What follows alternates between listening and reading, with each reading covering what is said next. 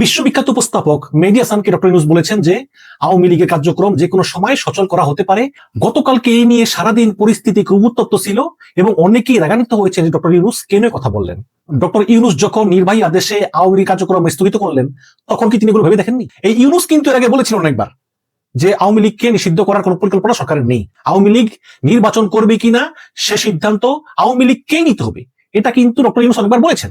সেই ইউনূস ছাত্র জনতা যখন অবরোধ করলো যমুনা, তখন তিনি বাধ্য হয়ে আওয়ামী লীগের উপর এই স্থগিতাদেশ দিলেন। ভালো কথা, সেই তিনি আবার মেহেদী হাসানকে গতকালকে বলেছেন যে যে কোনো সময়ে আওয়ামী লীগের কার্যক্রম সচল করা হতে পারে। এই নিয়ে গতকালকে ছিল দিনভর উত্তপ্ত। তো এই নিয়ে গর্জে উঠলেন লেখক কলামিস্ট গৌতম দাস, এবং এই গৌতম দাস কিন্তু বর্তমান সময়ের সবচেয়ে গ্রহণযোগ্য একজন আলোচক সমালোচক।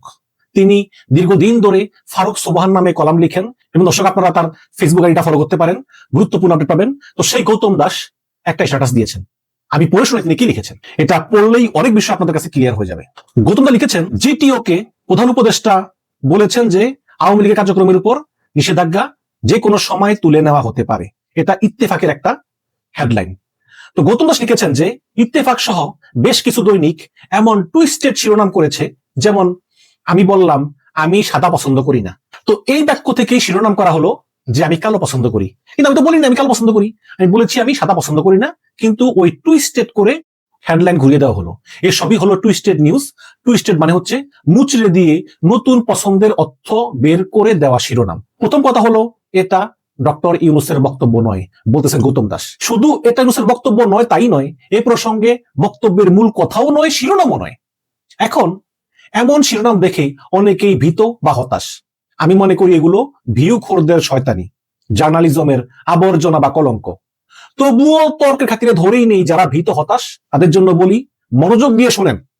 যদি কোনো কারণে হঠাৎ আওয়ামী লীগের কার্যক্রমের উপর নিষেধাজ্ঞা তুলে নেবার মতো বা তার ধারে কাছেও কোনো সরকারি নির্দেশ আসে, তবে কাল থেকে শুরু অক্টোবর মাসই হবে ইউনূস সরকারের শেষ সময়ের ঘন্টা।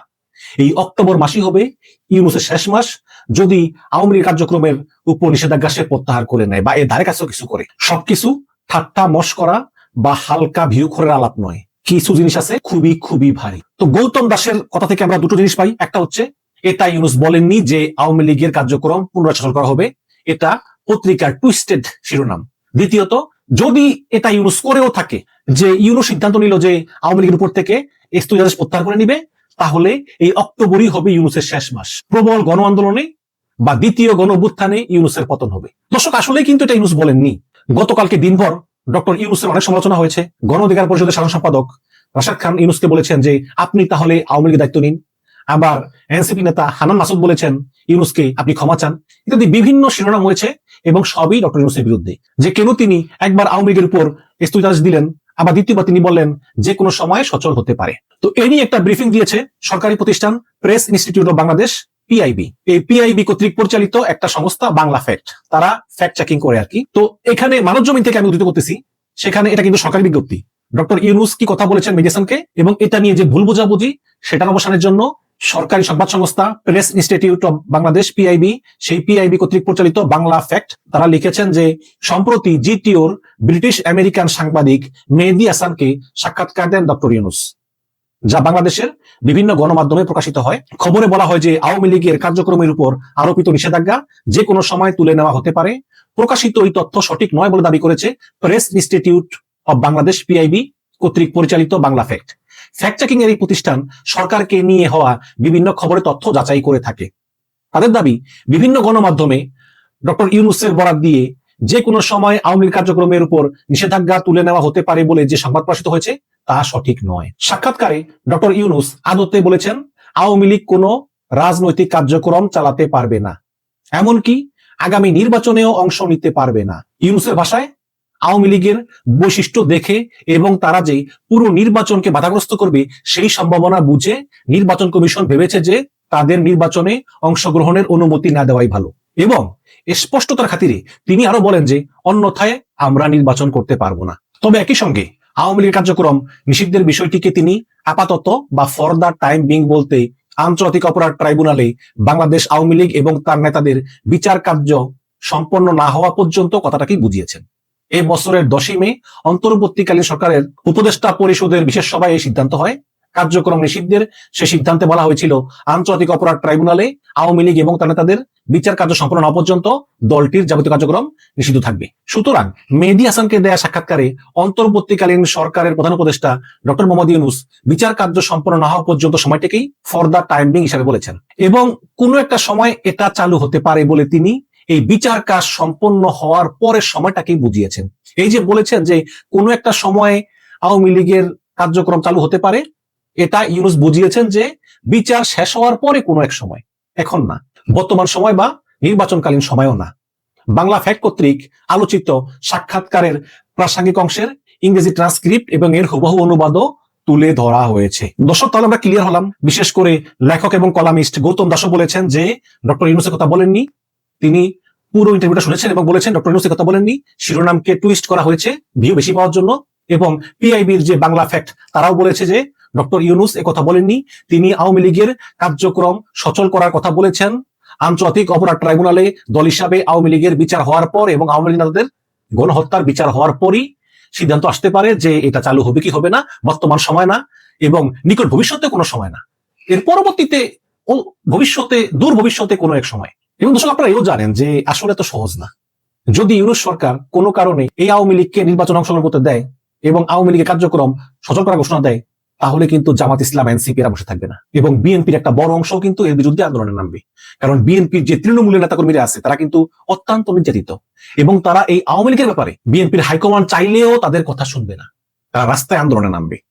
যেখানে 1 বছরের বেশি সময় আগে একটা প্রবল গণহত্যা হয়েছে, সেই গণহত্যার রক্তের দাগ এখনো শুকায় নাই, সেই আওয়ামী লীগকে আবার এর ভিতরে পুনর্বাসন করা হবে, কার্যক্রম সচল করা হবে, এটা সম্ভব না।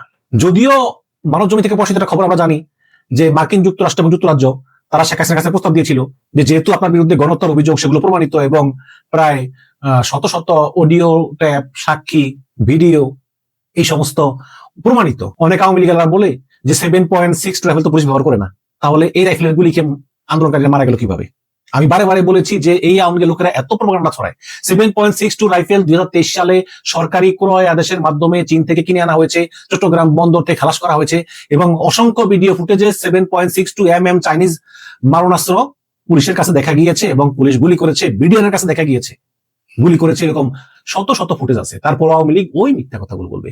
এখন বলে যে উপদেষ্টা সাকত সাহেব বলেছেন যে 7.62 রাইফেল তো পুলিশের কাছে থাকার কথা না, এটা তো মারণাস্ত্র, এটা তো সেনাবাহিনী ব্যবহার করে, তাহলে এটা পুলিশের কাছে এলো কিভাবে? এই কথারই কাটসাট করে আওয়ামী লীগ গুজব ছড়াচ্ছে। এতে কোনো সন্দেহ নাই যে শেখ হাসিনা এবং তার কাছের কিছু লোকের নির্দেশেই police, army, RAB, Chhatra League, Jubo League এই গণহত্যা চালিয়েছে। আমি বলেছি যে আওয়ামী লীগকে অন্তত 2বার নির্বাচনে অংশগ্রহণ করার সুযোগ থেকে বঞ্চিত করা হোক, কারণ তাহলে একটা শিক্ষা হবে যে কোনো রাজনৈতিক দল তারা আওয়ামী লীগের মতো স্বৈরাচারী হয়ে উঠবে না। দর্শক, আপনারা শিওর থাকেন যে এই সামনের নির্বাচনে আওয়ামী লীগ অংশগ্রহণ করতে পারবে না। হ্যাঁ, তারা চেষ্টা করবে বিদেশে বসে বা অর্থায়নের মাধ্যমে বা বিভিন্নভাবে চেষ্টা করবে দেশে একটা নৈরাজ্য সৃষ্টি করার, একটা অস্থিতিশীলতা সৃষ্টি করার। কিন্তু শেষ পর্যন্ত যদি বিএনপি, জামাত, এনসিপি, সর্বোপরি জনগণ ইউনাইটেড থাকে, তাহলে আওয়ামী লীগ কিছুই করতে পারবে না। একটা মানুষের মৃত্যু অবধারিত, মৃত্যুই চিরন্তন সত্য। একটা মানুষ জন্মগ্রহণ করার পরেই সে দ্রুত মৃত্যুর দিকে ছুটে যায়। আমিও মাঝে মাঝে চিন্তা করি, অনেক সময় চিন্তা করি যে এক সময় তো আমারও মৃত্যুবরণ করতে হবে, কেমন হবে সেই সময়টা, কিভাবে কাটবে সেই সময়ে, কিরকম কষ্ট পাবো, অনেক চিন্তা মাথায় আসে। শুধু আমার না, আমি মনে করি যে যারা আমার বয়সী তাদের সবারই এই চিন্তা মাথায় আসে। তো সেই মৃত্যু চিরন্তন সত্য, পৃথিবীর প্রত্যেকটা প্রাণীকেই মৃত্যু স্বাদ গ্রহণ করতে হবে, আমারও হবে। আবার চিন্তা করি যে এটা এনে ভেবে আর কি লাভ, যখন হবে তখন হবে, এইরকম আর কি চলে। কালকে দেখলাম যে সাবেক শিল্পমন্ত্রী নুরুল মজিদ হুমায়ুন, অনেক ক্ষমতা ছিল, একজন মুক্তিযোদ্ধা ছিলেন, অনেক ক্ষমতা ছিল, বারবার তিনি মন্ত্রী হয়েছেন, বারবার এমপি হয়েছেন, কিন্তু করুণ পরিণতি, হসপিটালের বেডে আছেন এবং যেই বেডে আছেন সেটা একটা জেনারেল বেড। সেখানে আমরা দেখলাম যে অন্যান্য রোগীরাও আছে, সাধারণ রোগীরাও আছে, তিনি একটা বেডে শুয়ে আছেন, অন্য অনেক বেডের মতো একটা বেড, কোনো স্পেশাল কোনো অ্যারেঞ্জমেন্ট না, লুঙ্গি পরা শুয়ে আছেন, মারা যাচ্ছেন, একটা হাতে হাত করা, সেটা আবার খাটের সঙ্গে বাঁধা। আমি আমার শত্রুরও এভাবে মৃত্যুকে আমি চাই না। দর্শক, শেখ হাসিনার আমলে আমরা এরকম বহু দেখেছি, বিএনপির বৃদ্ধ নেতা কর্মী, তাদের মৃত্যুর সময় তাদের একটা হাত করা অবস্থায় খাটের সঙ্গে বাঁধা ছিল এবং এইসব কারণেই 5ই আগস্ট গণঅভ্যুত্থানে শেখ হাসিনা পালিয়ে যেতে বাধ্য হয়েছে। অনেকেই বলবেন শেখ হাসিনার আমল নির্যাতন, ভাই শেখ হাসিনার আমল নির্যাতনের সঙ্গে কারো তুলনা হয় না, এটা আমি বারে বলি, কিন্তু সেই একই ঘটনার পুনরাবৃত্তি। ৭৪ বছর বয়স্ক নুরুল মজিদ হুমায়ুন, তাকে একটু ভালো চিকিৎসার ব্যবস্থা করা যেত। সেই এটা অর্ডিনারি একটা ওয়ার্ডে, যেখানে সাধারণ চিকিৎসা হয়, সেখানে একটা খাটে তাকে ফেলে রাখা হয়েছে। আমি জানি না কতটুকু চিকিৎসা হয়েছে। তার হাত করাটা খুলে দেওয়া যেত, সে পালিয়ে যেত না, কিন্তু সেটা করা হয়নি। আমরা ঠিক সেই হাসিনার সব নীতি ফলো করতেছি। আজকে অনেকে বলবেন যে নুরুল মজিদ হুমায়ুন তিনি স্বৈরাচারের দোসর, কোনো সন্দেহ নাই, তিনি গণহত্যাকারী, এটা নিয়ে আমার সন্দেহ আছে। আজ পর্যন্ত যেই কয়জন লোককে গ্রেপ্তার করা হয়েছে, কয়জনের নামে গণহত্যার মামলা প্রমাণ করা গেছে। আমি আপনাদেরকে বলি, আওয়ামী লীগের আমলে এই ৩-৪ টার্মে যাই ছিল ক্ষমতায়, সেখানে আওয়ামী লীগের ২৭০, ২৮০, ২৯০, ২৬০ এমন এমপি ছিল না? প্রচুর এমপি ছিল আওয়ামী লীগের, জাতীয় পার্টির সামান্য কিছু ছিল। এই এমপি গুলা সবাই কিন্তু ছিল লোকাল রাজনীতি নিয়ে চিন্তিত ছিল। শেখ হাসিনা কি করবে না করবে এটা ওদের সঙ্গে কোনো পরামর্শ করতো না। শেখ হাসিনার পরামর্শ করার ভিন্ন গ্রুপ ছিল। সালমান এফ রহমান কেন জেলে? আমি তো কখনো এটা প্রতিবাদ করি নাই, কারণ সালমান এফ রহমান, আনিসুল হক সহ, তারপর তাপস পালিয়ে গেছে, এরা তারপরে সেনাবাহিনীর, তারপরে পুলিশের কিছু লোকজন ছিল যারা সরাসরি এদের সঙ্গে পরামর্শ করে শেখ হাসিনা সিদ্ধান্ত গ্রহণ করতো। এই নুরুল মজিদ হুমায়ুনদেরকে শেখ হাসিনা জিজ্ঞেস করতো না। বেশিরভাগ এমপি ছিল লোকাল রাজনীতি নিয়ে ব্যস্ত, লোকাল কিভাবে দুর্নীতি করবে, কিভাবে টাকা পয়সা কামাবে, কিভাবে স্বজনপ্রীতি করবে। এবং আমি দেখেছি এই গত 15 বছরে আওয়ামী লীগের লোকাল এমপি গুলো, তারা বিএনপি কে নিয়ে চিন্তা করতো না, তারা চিন্তা করতো যারা দলীয় কোন দলকে নিয়ে। যেমন অনেক সময় দেখা গেছে যে একটা এমপি বাট আরেকটা নেতা ওই এলাকায় খুব প্রভাবশালী হচ্ছে, ও আওয়ামী লীগ করে, তখন সে ওকে নিয়ে চিন্তা করতো, বিএনপি কে নিয়ে না। কারণ একটা আওয়ামী লীগের একজন এমপি, সে বিএনপি কে যতটা না ঘৃণা করে, তার চেয়ে বেশি ঘৃণা করে নিজ দলীয় প্রতিপক্ষকে। এভাবে দলীয় কোন দলে বহুত লোক মারা গেছে, হ্যাঁ বিএনপির অনেক মারা গেছে, কিন্তু বিএনপি বেশিরভাগ মারা গেছে আইন শৃঙ্খলা বাহিনীর হাতে। পরিকল্পিত যে গ্রুপটা আছে, যেই জিয়াউল হাসান গ্রুপ, তারপরে এই ধরনের বিভিন্ন গ্রুপ এদের হাতে মারা গেছে। এখন শেখ হাসিনা গণহত্যা করার আগে বা চালানোর আগে নুরুল মজিদ হুমায়ুনের কাছ থেকে নির্দেশ নিয়েছেন, পরামর্শ নিয়েছেন, এটা আমি অন্তত শুনিনি। তারপরেও তাকে ধরা হয়েছে।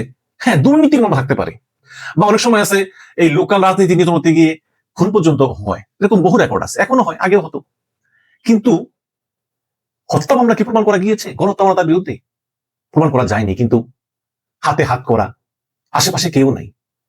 একটা মানুষ যখন বৃদ্ধ হয়ে যায়, তখন চিন্তা করে যে আমি এমন পরিবেশে মরবো যখন আমি বাড়িতে খাটে শুয়ে আসি, আমার চারদিকে আত্মীয় স্বজন ঘিরে আছে। সবাই তো এরকম মৃত্যু চায়, কারণ মৃত্যু তো এড়ানো যায় না, কিন্তু একই ধরনের মৃত্যু বলেন তো। তারপরে শুনলাম জানাজা হয়েছে, জানাজাতে মাইকিং টাইকিং করতে দেওয়া হয়নি, সবাইকে বলেছে চলে যাও। তারপরে জানাজাতে অনেক অনেক মানুষ হয়েছে, মানুষের সমাগম হয়েছে। আল্লাহ পাক ব্যস্ত নসিব করুক, এই কামনাই করি। দেখুন, এই সরকারের অনেক জিনিস নিয়ে সমালোচনা করতে হয়, আমি জানি অনেকে পছন্দ করেন না। আচ্ছা, এই সরকারের আমলে যারা যারা খুনি না, তাদের এরকম প্রচুর লোক জেলখানায় আছে না? আওয়ামী লীগ করলেই কি তারা গণহত্যাকারী? না। আপনি স্বৈরাচারের দোষর বলতে পারেন, কিন্তু গণহত্যাকারী তো বলতে পারেন না। কিন্তু এই হত্যা মামলায় প্রচুর লোক জেলে আছে, এদের বিরুদ্ধে এখনো প্রমাণ করা যায়নি। আবার এমনও আছে প্রচুর লোক যারা খুনের সঙ্গে জড়িত, তারা বিদেশে আছে। ডিবি হারুন, সে আমেরিকায় আছে, গতকালকে আমরা ছবি দেখলাম, তাকে সাহায্য করলো কে পালিয়ে যেতে। মোহাম্মদ আরাফাত, তাকে গ্রেপ্তার করার পরেও কে পালিয়ে যেতে সাহায্য করলো। ওবায়দুল কাদেরকে 3 মাস বাংলাদেশে কে নিরাপদে রাখলো।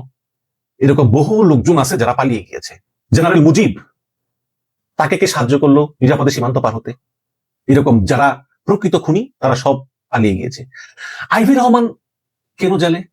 নারায়ণগঞ্জের সাবেক মেয়র সেলিনা হায়াত আইভি, তিনি আওয়ামী লীগের মতো একটা সন্ত্রাসী দলের সদস্য হয়েও তিনি চেয়েছিলেন একটা ক্লিন ইমেজের রাজনীতি করতে। এই কারণে বারে বারে তাকে শামীম ওসমানের হাতে অপদস্থ হতে হয়েছিল। সেই শামীম ওসমান এখন দুবাইতে খুব সুখে আছে, বিভিন্ন বিদেশ ঘুরে বেড়াচ্ছে, এবং সেলিনা হায়াত আইভি তিনি জেলে আছেন। লতিফ সিদ্দিকী, তিনি রিপোর্টার্স ইউনিটিতে গিয়ে কি এক পাপ করেছেন যে ভাই, এখন পর্যন্ত জেলে, জামিন অযোগ্য। এগুলো আমাদেরকে ভাবায়। এসব কথা কিন্তু একদিন না একদিন উঠবে। এবং ডক্টর ইউনূস, যিনি একজন গণ অভ্যুত্থানের পরবর্তী সময়ে গঠিত হওয়া সরকার প্রধান, তিনি কতটুকু জানেন না জানেন আমি সন্দিহান, বাট দায় তিনি এড়াতে পারবেন না। হাসিনার আমলে সকল হত্যাকাণ্ডের জন্য যদি আমরা হাসিনাকে দায়ী করি, তাহলে এই আমলে সকলে যেই এই অন্যায়গুলো হচ্ছে বা অনিয়মগুলো হচ্ছে, এগুলোর জন্য আমরা কাকে দায়ী করবো? একটা সময় চিন্তা করতাম যে রাজনীতি করব, এখন তো সেই ইচ্ছা নাই। কারণ আমি দেখেছি প্রচুর রাজনীতিবিদ দেখেছি, আমি আওয়ামী লীগের দেখেছি, বিএনপির দেখেছি, জাতীয় পার্টি দেখেছি, প্রচুর ক্ষমতার সময় কাছেও যাওয়া যায় না, গরমে এত ক্ষমতা। ওদের মৃত্যু হয় খুব করুণ ভাবে, যেটা পৃথিবীর কোনো দেশে হয় না। একজন রাজনীতিবিদকে পৃথিবীতে সবাই সম্মান করে, অন্যান্য সভ্য দেশে, কিন্তু বাংলাদেশে আপনার ক্ষমতা আছে তো অনেক ক্ষমতা, আপনার ক্ষমতা নাই তো আপনাকে মেরে ফেলা হবে, অথবা জেলে ঢুকানো হবে, অথবা আপনার করুণ পরিণতি হবে। এই জীবন আমি চাই না।